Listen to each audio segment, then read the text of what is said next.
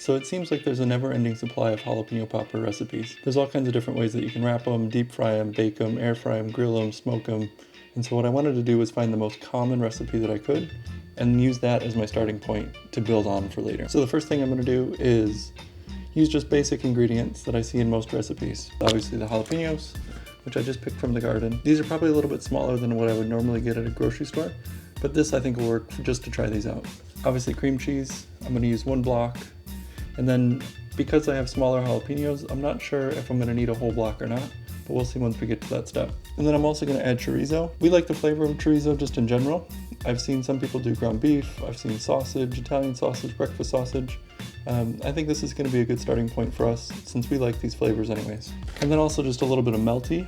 And so we're going to add in just a little bit of shredded cheese. And then lastly, we're going to wrap it with thick bacon. I have seen some people say to use thin bacon, but this is the bacon that we like. And so I'm going to go with it and see what happens. And the first thing I'm going to do is get the chorizo going. While that's browning, I can prep the other ingredients by cutting up the bacon, cutting up the jalapenos, and getting the cream cheese into a bowl. So what I'm going to do is I cut this one in half. It was 1 pound of chorizo, and I'm just going to use half of it. And I'm also going to use nonstick. I could use a regular saute pan, but I'm afraid that this will stick quite a bit, and so what I'm going to do is use nonstick.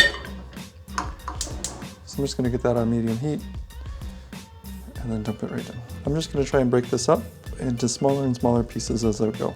In here I like to use a wooden spoon instead of the spatula, because I feel like I can get in there and really smash it and break up the pieces more than I can with the spatula. So I'll let that come up in temperature while I go work on the jalapenos. So now that I have the chorizo going, I'm going to get the jalapeno started. And so to prep these, what I'm going to do is cut them in half. I've seen some people where they cut them in half and then they kind of have 2 boats that they work with. I've also seen some people where they just cut like kind of a slit in it. And so in that way it's not too difficult and doesn't overflow. I'm not too worried about it overflowing. I think that might be more of an issue if you're grilling them or if you're putting them in a smoker and you have overflow. I'm just going to be doing these in the convection oven. And so I think that we're going to be alright if I just cut them into boats. So we're going to do that. So now I've got my jalapenos. If you could let me know down in the comments below, what are these green lines that we get on our jalapenos? I'm not entirely sure. They don't seem to affect the flavor at all, but we have noticed them. So I think all I'm going to do is just take it, and I wanted to see if I can keep both parts. If I could keep the stem somewhat intact for both sides, I think that would be ideal. So I'm just going to line my knife up down the middle and see if I can't keep some of that stem, sort of like that. And so then I end up with 2 pieces. And I'm trying to be careful not to touch those either, because I don't want it to end up on my fingers. But what I wanted to do was keep that stem part. And so if I can keep that stem part, I think it might be better off later on. I'm going to go ahead and cut the rest of these up and see how we go. And now the next step is going to be trying to take these seeds out without getting it all over my fingers. I could put a glove on, but I think I'm just going to go for it. That's a little dull, but I think it'll work. And there are still some seeds up at the top, and you can kind of see them up at the top here. There are still some seeds, but I don't actually think that I'm going to get up there to bite it anyways, so I'm just going to let those stay. And so I'm just going to go ahead and clean up the rest of these, and then I'll be back. Alright, so here's the melon baller. I'll use the smaller side since this is a smaller. And I'm wondering, just because it has like that sharper edge, it's kind of the best of both worlds of the paring knife. Yeah, I think that's the way to do it. That carved it out really nice. So that gives you kind of like a really nice boat. Alright. Now we have all these prepped. And so what I'm going to do is check on the chorizo, and then we'll come back and fill these. But I think for sure, if you have a melon ball, use that. Otherwise, paring knife or spoon, especially if you have a thinner blade. This blade on this one's pretty thick, and so I don't think it works that well. Alright, so let me get the chorizo, and then we'll mix that with the cream cheese, and I'll be right back. Alright, now that I have the jalapenos prepped, I can come over and turn up the heat just a little bit on this, and start to try and break this up into smaller and smaller pieces. This is where I think that the non-stick really helps, is because now I can just keep moving this around and keep working it around. I won't get the same browning that you would get in a stainless steel pan, but I think this will work out better. And now it's been cooking for a few minutes, and you can really see that it's really starting to break down. And I also read that you're supposed to get rid of some of this fat. It turns them really greasy if you don't get rid of it, And so once I'm done cooking this all the way down, then I'll see how much there is and how much I want to get rid of. So I think what I'll do is I'll pull it off the heat here, and then I'll work on getting the cream cheese ready, and I'll dump this right in there, so that way it has a chance to work on the cream cheese a little bit and soften it up. I'm not entirely sure how much I need, so I'm going to start with just a half a container of cream cheese, because I'm using half of the meat that we were supposed to use. And I think that the heat from the chorizo being cooked is really going to soften this cream cheese up, and then we'll see what the consistency looks like and see if we need to add more cream cheese. And that mixes pretty well because of the heat from the chorizo. So you really don't even have to soften the cream cheese if you're going to cook some sort of meat down. And you can definitely tell that there's grease in there. And it actually almost seems like it'll be easier to get that grease out now rather than if we tried to drain it while it was just meat in the pan. But it's looking pretty good. But yeah, it seems like the grease is pooling a lot more now. And so now I think it'll be easier to drain that off. So I'll drain that into the sink and then I'll come right back. And that drained quite a bit of it off. That worked pretty good. And that consistency looks pretty good too. So let me give it a taste here. That looks pretty good. That's really good. It's got a little bit of heat. Not too bad. And there's a little bit more grease. So I'm going to see if I can drain that off too. I feel like that should be a cream cheese flavor at a bagel shop. Chorizo cream cheese. Alright, so I'll head back over to the cutting board. And then we'll get this mixed up and put into the peppers. So I'm going to also add in my little bit of cheese at this point too. I was thinking about just adding it on the top, but I think that this actually makes more sense, so that way it's not like just oozing out and you don't lose it all. I think you'll still get the brown bits because there'll be some that'll come to the top, but you won't lose it all. And so we'll just mix some of that in. It doesn't have to be a lot because the cream cheese is actually pretty creamy, and so this is just probably just for a binder almost. I think I've got all the peppers set up over here, so I think what I'll do is just fill them all, and then I will cut up the bacon and wrap them. So I'll kind of just set up like a little station using the spoon that I used to empty the peppers.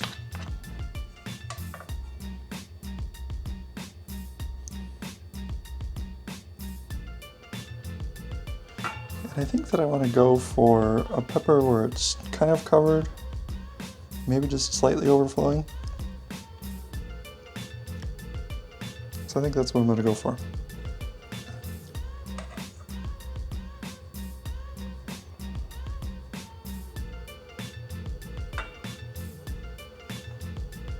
And I can definitely see where using bigger peppers would be better, because then you probably have a much bigger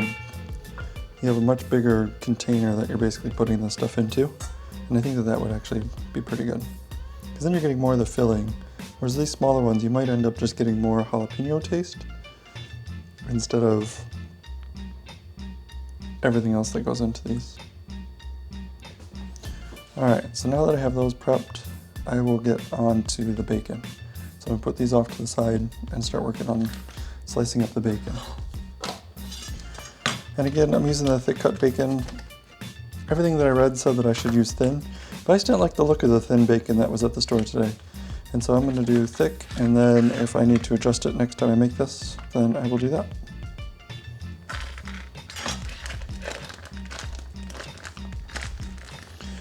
And I've got 2, 4, 6, 8, 10, 12, 14.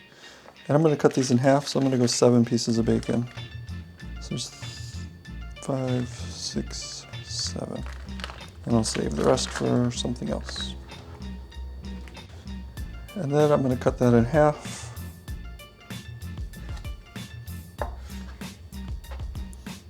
And then I can wrap. So I think what I want to do is have the seam be on top. And so I'm going to fold, and just leave it just like that. And that actually looks pretty good. And I could run a toothpick through there. So maybe what I'll do is I'll do some that have a toothpick in there and some that don't. So I'll put this right back on the tray. And what I'm doing is the peppers that are shorter, I'm doing on the top part of the bacon. There's kind of like the thick part or wider part of the bacon, and then there's the thinner part. And this part seems to fit pretty good on these shorter peppers. And so that works pretty good and covers it pretty nice. All right. So that is all of them set up. Let me get the toothpicks. All right, so what I will do is I'll just take half of them and put toothpicks in half just to see if it's even necessary. So you know, I got 7 with toothpicks and 7 without, but I'd say it looks pretty good. I'm pretty curious to see how these turn out. I think that they're actually going to be really good. And I've got the oven preheating to 350, only because I'm using convection. And so it's actually 375 if you're not using convection. So right now I have it preheating, and I'm going to go slide these into the oven.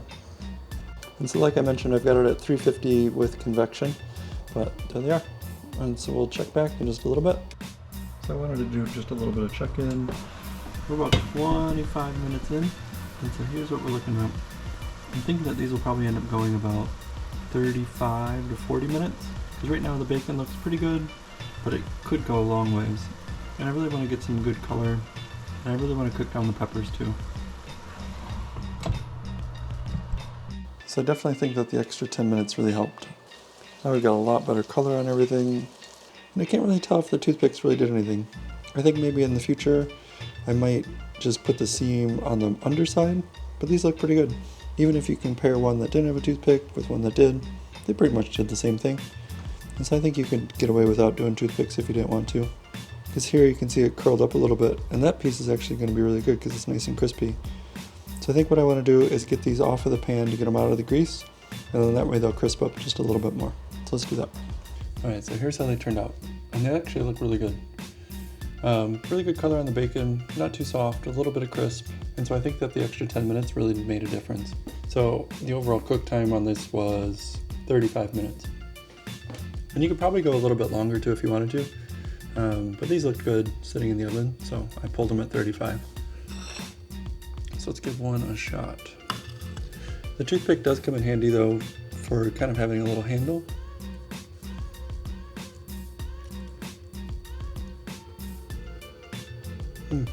That's good. I really like the chorizo. And they're not too spicy. I wonder if I should have left in some of the seeds or the ribs, because there's not a lot of heat on there. Or it could just be cream cheese, kind of kills it all. But just having that stem at the end also kind of helps. Those are really good. For my first time making them, I think they turned out really good. I'm not sure what I would change. I might add just a little bit more cheese in there, but it held together pretty well, and they taste really good. I hope you give these a shot, and if you do, let me know how they turned out down in the comments down below. Or if there's other things that you'd like to fill yours with, let me know that too, because I'd like to try them again another time. So let me know if I did anything wrong, or if there's a different way that I should have done something. Please let me know. I'll see you in the next one.